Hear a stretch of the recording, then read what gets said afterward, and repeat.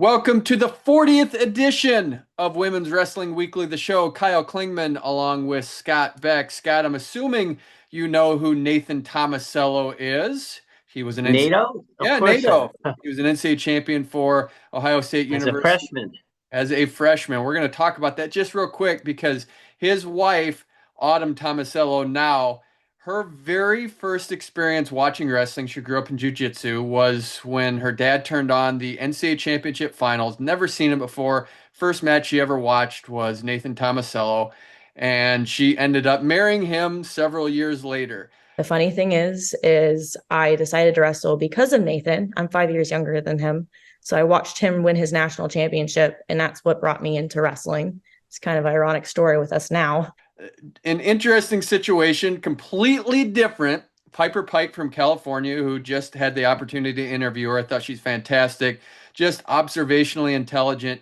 She said that when she watched the National Collegiate Women's Wrestling Championships, she saw Jason Mormon and she liked that King had so many wrestlers in the finals, liked him, and said, I'm going to wrestle for that guy no matter where he goes. When we started watching NCAA girls wrestling, when we watched the finals, I know he was in quite a few of them and his girls were in quite a few of them. And I was like, wow. And like, he's a really good coach. And I just hit everything about his style and his honesty and all of that. Just definitely, I gelled with that. And that is the power of not only success, but who you are on the mat and how you exude yourself. So if you don't think getting to the finals and being on the showcase and being at that high level doesn't matter, it does matter. And I think that's a powerful example, Scott. For sure. And, Jason had, legendary teams and is a pioneer in women's wrestling, the sport. And I could see people want to follow him, and Nathan Tomasello had a great career. I mean, four-time All-American, made the finals, I think, a couple more times. Just really great wrestler. So it's a good story, too. We are going to get to Penn at some point. As you said, we're going to talk to Cody Bickley, get his insight. He was overseas, so we're going to look into Penn. We are going to look into what junior nationals future is for women's potentially. Are they going to split? Are they going to still have it with the boys and Fargo? Will they have 16U and juniors as separate, which we talked about the last couple shows? So we will dive into that at some point. Yeah, we'll back and fill. There's a couple of reasons. Number one, we've had conversations amongst ourselves. We've gotten feedback, but some of the powers that be that we need to talk to are actually overseas or involved in these events, and we're watching and planning to talk about the event. So it's kind of we're not going to forget about that, and we want to use those as follow up topics. But right now, we just haven't been able to get a hold of all the relevant people. We've kind of respected their space, during these events, and when things settle down, we'll use that. And we are having conversations anyway with a bunch of people about that stuff, and we've gotten good feedback. Last show, we spent a massive amount of time on how women's freestyle wrestlers make a living. Good story on Felicity Taylor with Big Game Wrestling Club, how she can train exclusively because of Dylan Carew and his crew. They got donors to invest in Felicity Taylor, and she's able to train out of there full time, doesn't have to worry about working a side job. She can just be a wrestler. I think this is a good formula to look into. I'm not saying every place can do that, but I really congratulate Big Game Wrestling Club for having the foresight and the people backing her, the willingness to do that. I think it's fantastic. I'll give a shout out to Big Game as well, because I know when my daughter was living in Iowa City and training out there, she would go in there for practice sometimes. If she had to use a room for weight cuts, she'd go in with Allie Reagan. They were all very, Coach Carew, and just everybody was very welcoming to them. And it's a great place, good people, and very supportive to the community. So I appreciate that. And got this from Nathan Williams. He is the father of Bella Williams. He said that there's an exclusive women's only RTC in Oklahoma City. They're going to start workouts August 5th. So it looks like there's some cool things happening there in that direction. So it just seems like there's some momentum happening right now. Maybe not as fast as we want, but I like the direction of a few things right now and how it's going. Yeah, absolutely. I think this stuff kind of feeds on itself. We've gotten good feedback on a couple of topics from him. Obviously, Bella Williams is a hammer. Evidently, she has a younger sister who's pretty damn tough too. So appreciate the feedback, and good, Oklahoma, just like we always talk about Pennsylvania, Iowa, Ohio, California, but Oklahoma is wrestling as well. So it's great to see that they're starting women's only freestyle club there.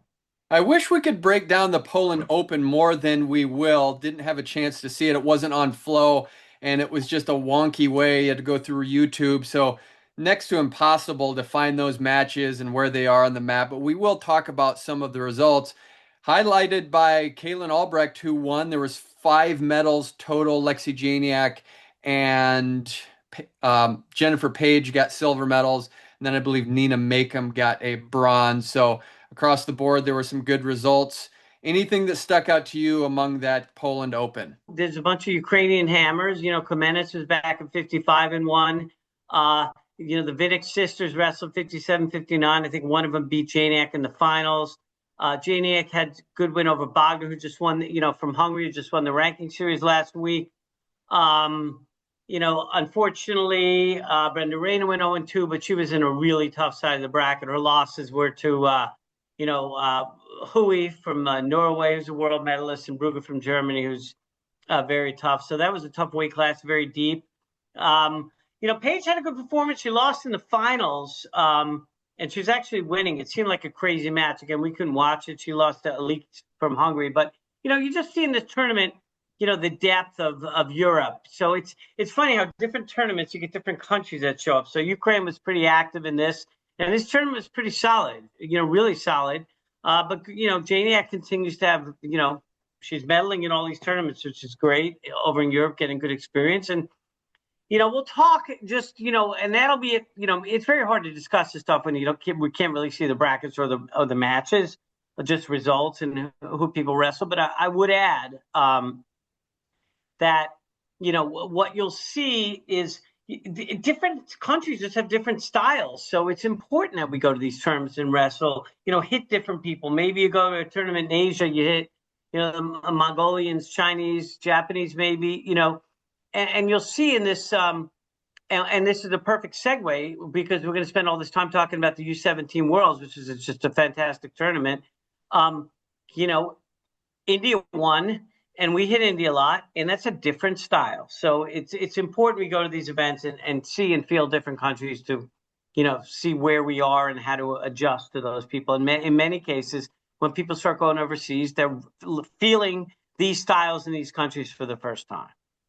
Also, Alex Ali got a silver medal. Don't want to neglect her. She did a nice job. That rounded out the 5. She lost to Kaylin Albrecht 2-1. She's been with that Elite Accelerator program, so that shows you that is working. I think probably Kaylin Albrecht, who's been out there quite a bit, they probably wrestle a lot in the room. So what we talked about last time applies here is you need to see these fresh faces and different types of styles, because if you go all the way over to Poland and you just wrestle someone that you see every day in the room, that's not really going to be where you need to be to improve.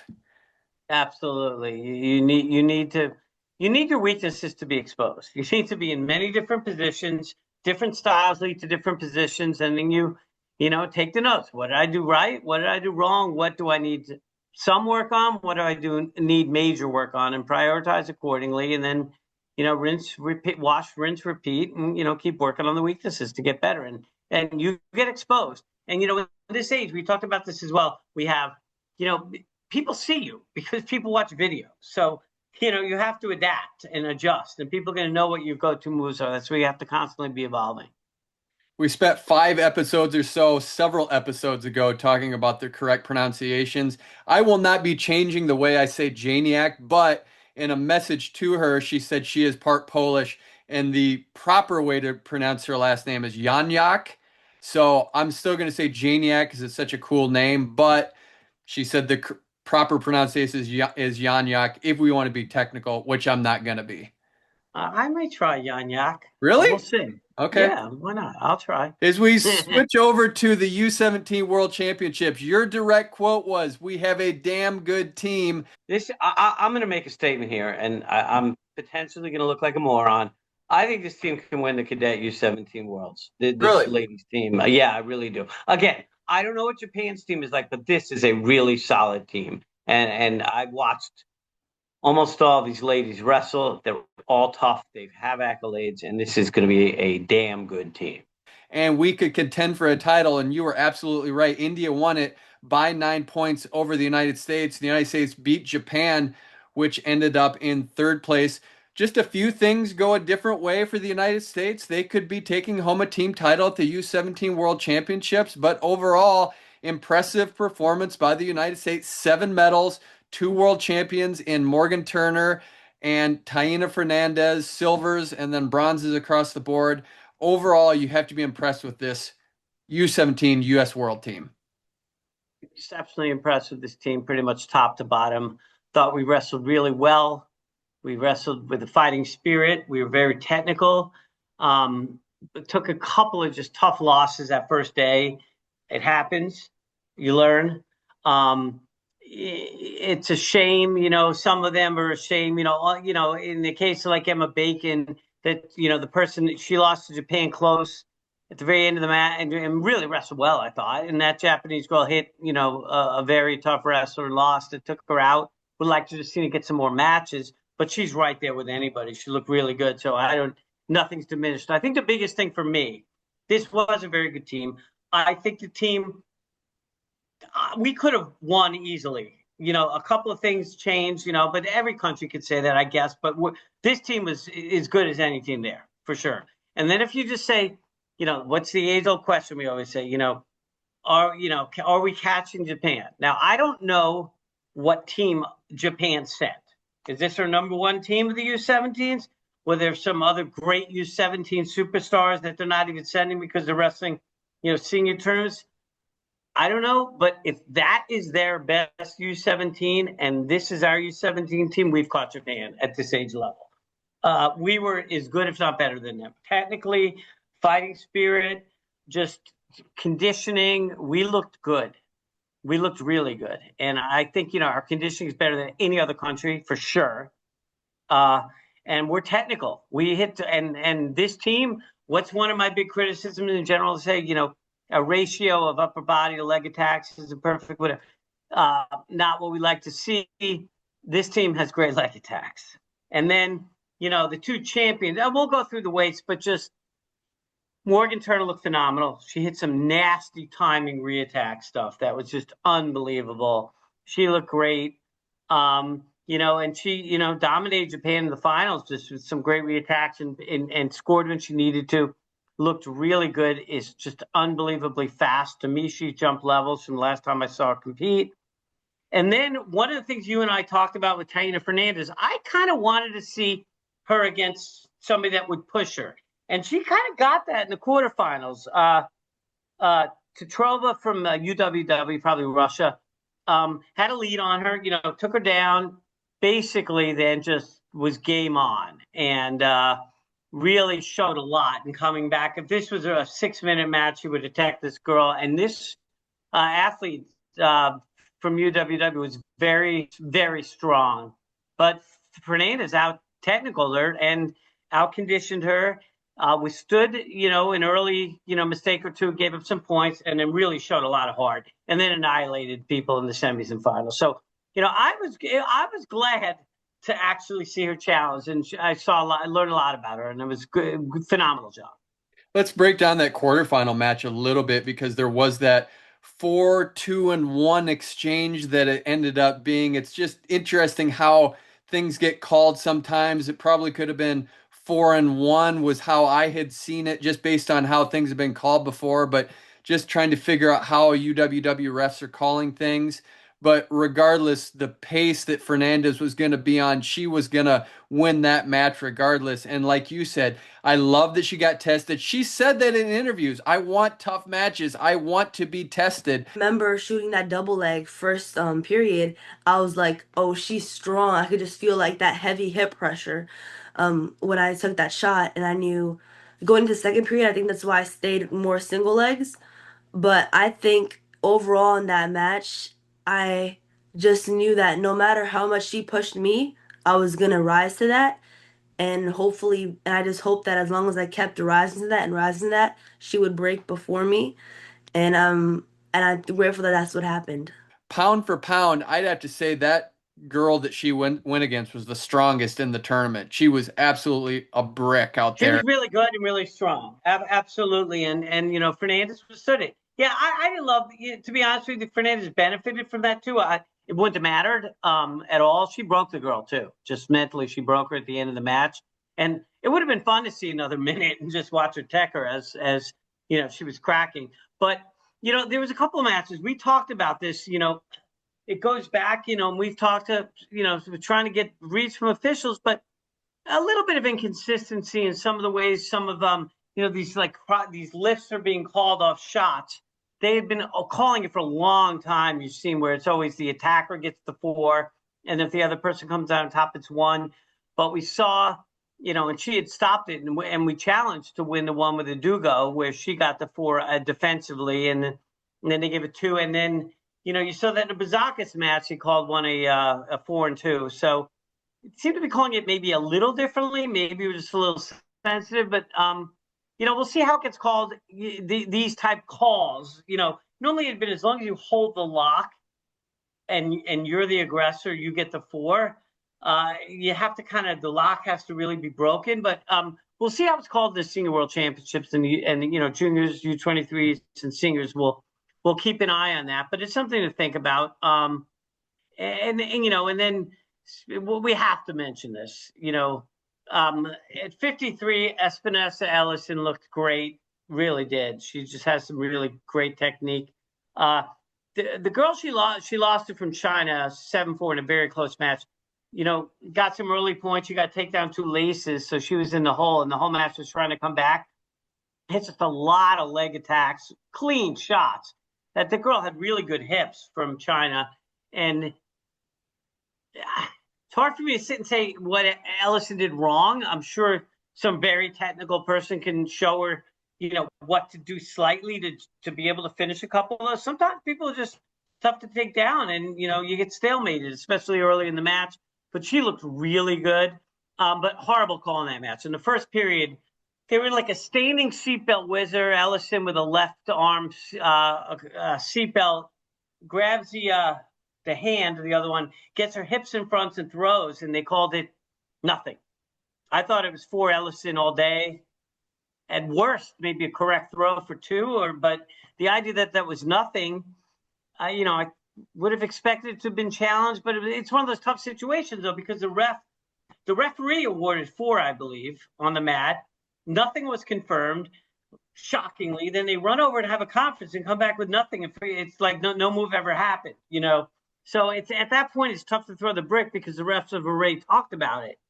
But, you know, in hindsight, you watch a video, somebody watching it, to me, that's 4 all day. It's definitely something.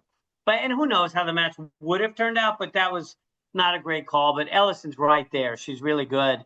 And I like that in that situation, the Chinese girl's hips were back and she stepped right in front and went for that kind of hip toss with a seatbelt, which I like because she's going leg attack, leg attack, leg attack. And then, you know, that's right there. So she's got a broad array of, you know, broad arsenal.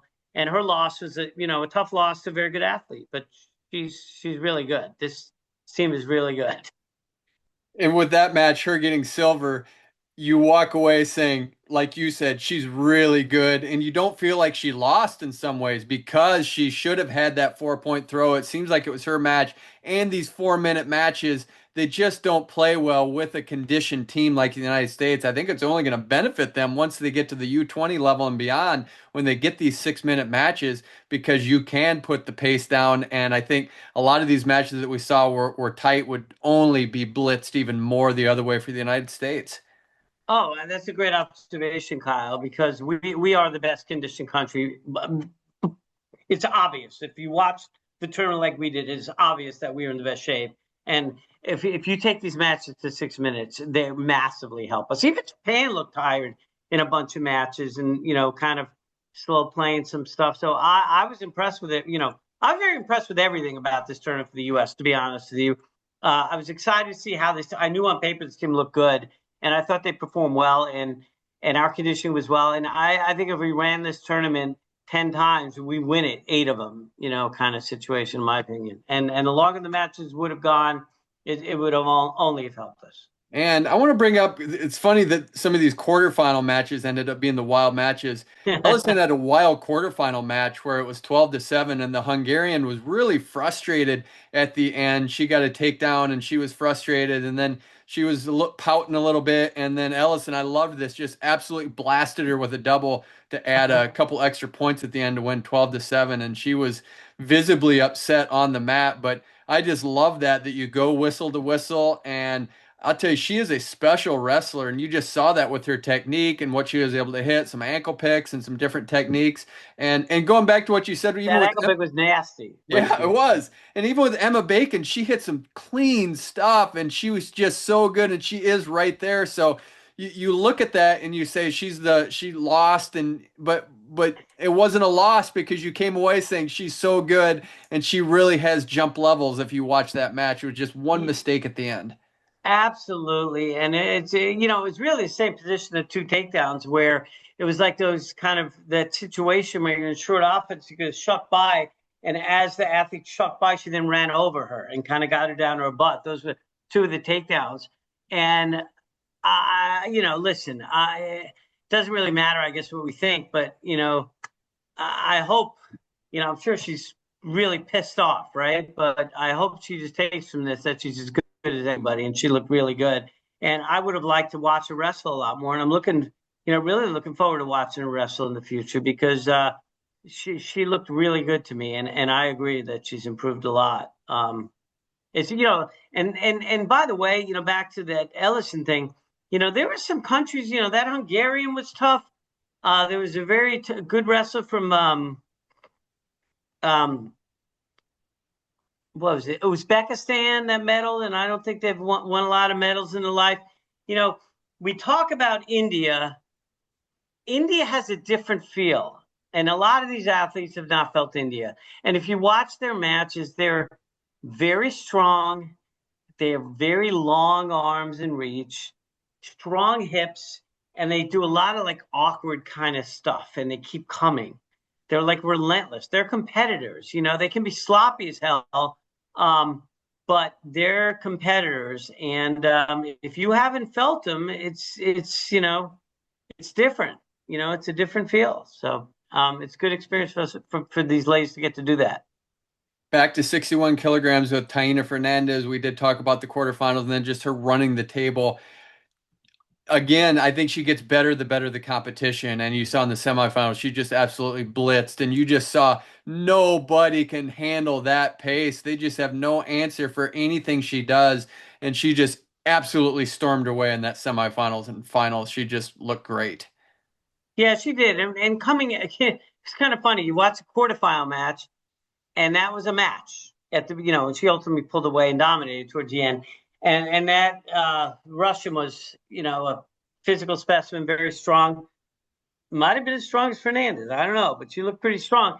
But I was not surprised that she annihilated the next two people. I felt that was like the finals and the quarters, which is, what happens in these random draws, I think, maybe she's mad she gave up 6 points or, whatever points she gave up. But I think she should be happy that she has those type of matches and she keeps her composure when she's losing. We saw that. Remember, there was a match in college against Caden Condon. She was down like 8-0, and she came back and teched her. So she's very composed. She doesn't freak out, and she's a goer, and she can get points. So, that's a very interesting thing, which easier said than done to tell people to not be afraid to give up points if you can get them. If you're an offensive wrestler, being able to get points liberates you to wrestle because you make a mistake or two or somebody just hits you with something nasty or good and scores on you, keep your composure and go get the points, which is what, she did. In Morgan Turner's case, with her blitzing through, she wasn't on the mat very much in those first three matches. And then just the precision she had in the finals, it was amazing. Whenever there would be an attempt by Japan, she timed it so perfectly, and those reattacks were spot on, a la Jordan Burroughs. You see why she's been trained by her and how she's picking up on that. I mean, those were like timed to like the millisecond almost, where the Japanese girl didn't know what to do almost. It's like all of a sudden I'm shooting, and next thing somebody's shooting at me and I'm taken down. It was like just a nanosecond beyond like missing a collision. It was timed so well. She looked, and just even it looked hopeless. Like a couple times, someone's going to like fake or shoot for leg, and she's just not there. She just looked spot on. She looked really good. She looked to me like she jumped levels. It was very impressive. And really, I mean, the ones that we expected to do well did well. But I think just top to bottom, I mean, we knew Morgan Turner was going to contend for a title. We knew Fernandez would, thought Elison would. I mean, but you look top to bottom, this team was just our lighter weight. Jaclyn Bouzakis, had a tough loss. She was coming on. If that match was a 6-minute match, I think she would have won that one. She fell behind early and came back, and coming, we took losses in a couple of lighter weights, and then good job to come back for bronze by Elliott and Healey. I mean, this team was just very strong. Violet Lejour, unfortunately, won her first and lost to Moldova, who the Moldovan was actually very good, and Ella Poalillo. She looked very fit, very tough. Her loss, that Indian girl was really good, who lost the close match in the finals. But other than that, she pretty much took care of business. She looked really good in a bronze medal match against Georgia. We are progressing well at the lower age groups. When it comes to Ella Poalillo at 73 kilograms, she wrestled 4 matches, lost to India in that semifinals, but the other 3 were pins. You really saw how she was using a lot of the classic folk style technique and just going for the fall. Those 3 matches she won were by fall. She was punishing, and even though she got teched 11-0 in the semis, I walked away feeling good because she's a good hand fighter, and I didn't feel like it was something that was insurmountable. I think she can go back, make corrections, like you said, with India, different style. That's the returning U17 World Champion. I think she can learn from it. And like you said, maybe about Cristal Rodriguez, I think you give her 2 more and she's going to pick things up, and I think she can really close that gap. Yeah, that's not that difference in those. That's not a tech ball difference. I think it was Poalillo. And correct me if I'm wrong, but a couple of the athletes, some of the lighter weights did this too. I think Healey and Elliott and maybe Poalillo, where they would like go to a move for a turn and like it would get stopped, like potentially, dangerous or whistled up. Then they went right back to it the next time. I think it was Poalillo and got a fall off that. But I thought we were pretty relentless. Go and take down the turns. We were pretty, I'd still love to see a little bit more gut wrenches. We tend to be lacers as a country more than gutters. I like to see both ultimately. But we went to work on top, as a country. We got to take down. We're going right for turns and relentless and physical. This was a physical team. I would have not gone into this tournament saying, I think of this team. I would have said, I think this is a talented team, and I had high expectations. But I was impressed with the physicality and the conditioning. And I'm talking top to bottom. Everybody was, to me, looked, very, very physical. And I think, everybody looked good. It doesn't mean everybody's going to be satisfied with the performance, but just stepping back and saying top to bottom, we're good. And going down to Jaclyn Bouzakis at 46 kilograms, she has a bronze medal again. She had a gauntlet, had China, India, which was a wild match. You had Japan, and then you had UWW, which we assume is probably Russia. But if we look at the match against India, that was a wild match. The officiating was interesting there, just got in some wild positions. But as it pertains to the semifinal match, I give Jaclyn Bouzakis so much credit. She got taken down, got laced twice. It took a lot of courage to stop that 3rd lace, and that really is what kept her in the match. So she was down 6-0, picked away, ended up being 6-4. Again, when we talk about those 6-minute matches playing to our favor, I think she just needed a little bit more time, and she would have won that because she was worn out. But that semifinal match showed a lot of courage from Jaclyn Bouzakis, and there's a lot of great things you can take away from that. Oh, absolutely. Yeah, absolutely. And I think she would have come back and won if she had time. I mean, you looked at both the athletes at the end of the match, and Japan, survived that match, is what I would say. We did a good job also in a couple of matches where we were down early or gave up an early takedown, just kind of surviving to fight and try to come back. Like in the Ellison match, she actually almost got the first takedown in the kind of a weird kind of situation. A Chinese girl came out on top and then got 2 laces.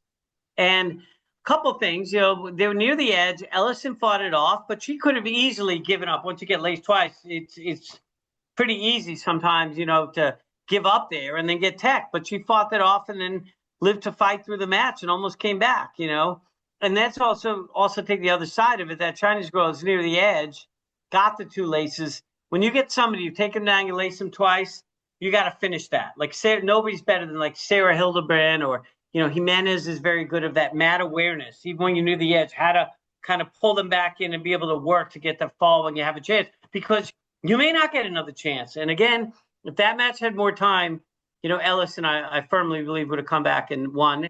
When you look at this team, not only is it a great team, but it's easy to fall in love with this team because of their personalities. You looked at Maisie Elliott at 40 kilos. She was upset with just having some of the hand grabs, and she was saying, like, talking to the ref a little bit. And then even at 43 kilograms, you had Maddie Healey. The fall took forever, and then she's looking up and kind of having facial expression. And then she finally nods, like, "Yep, it's right there." So just a fun team to watch and see how they take to the mat and just the personality shine through. I loved it.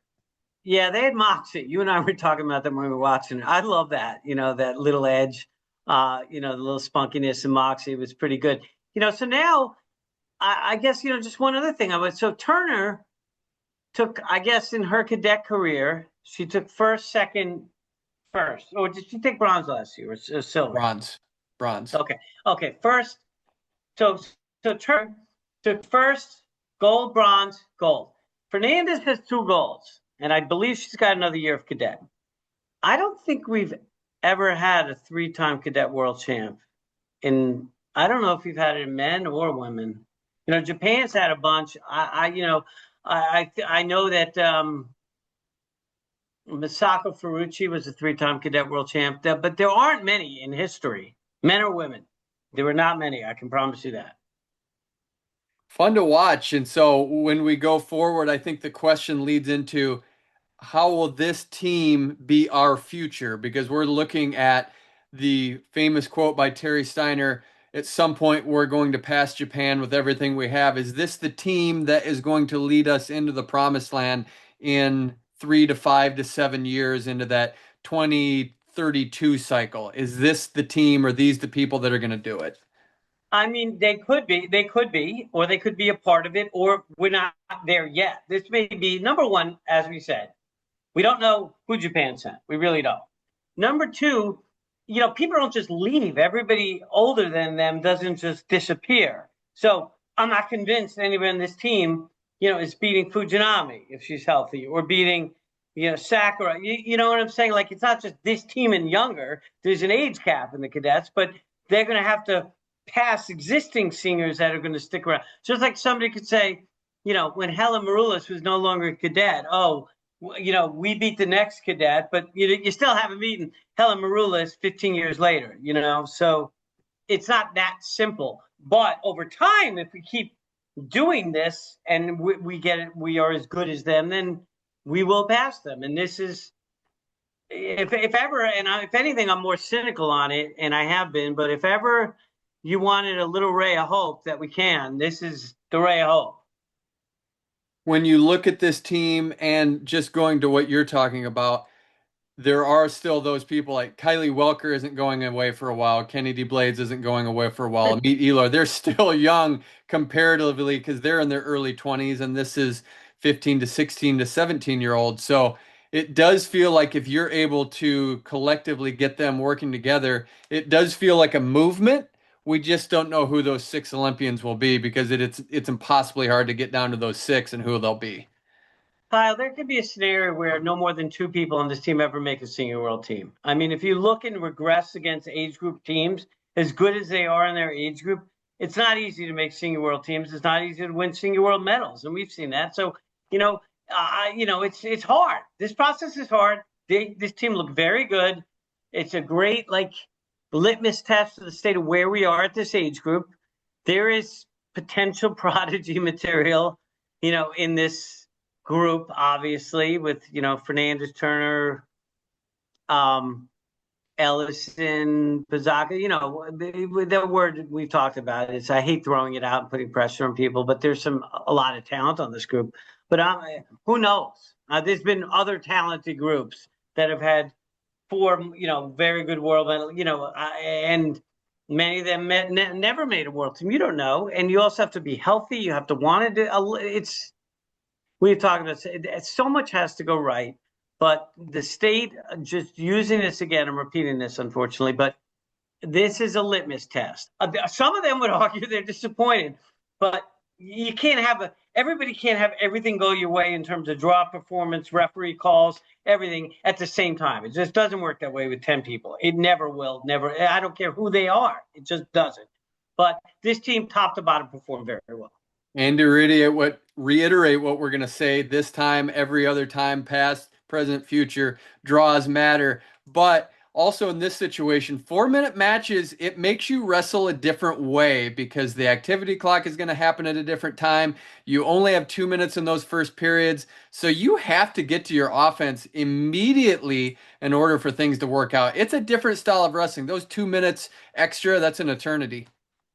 Yeah, I hate it, to be honest with you. But none of our matches, because we wrestled aggressively, we didn't get into those shot clock garbage, where you don't have time to come back, and it's easy to stall. There's a lot of action. That's what made this tournament fun. All the matches, really, not just U.S. matches, but other countries' matches. China scrapped, India, Japan. I mean, there was, wrestling. People wrestled. This was not a tournament of passivity. In fact, there weren't a lot of shot clock points, really, if you think about it. People were wrestling, people were scoring. Let's end with this. We'll talk about 57 kilograms in the finals where there weren't, or there wasn't a situation where there was a lot of activity. It was dumbfounding because with about a minute to go, they absolutely stood there like they were statues, and India did not want to engage. She was down 6-5 at that point, and they just stood there and stood there and stood there. And if you watch that, you're just thinking, what is happening right now? And then with about 10 seconds left, she decided to make a last gasp effort, and it didn't work out. But I'm not sure of the strategy, not sure what they were thinking, but it was one of those unique moments in World Championship history that you'll never forget.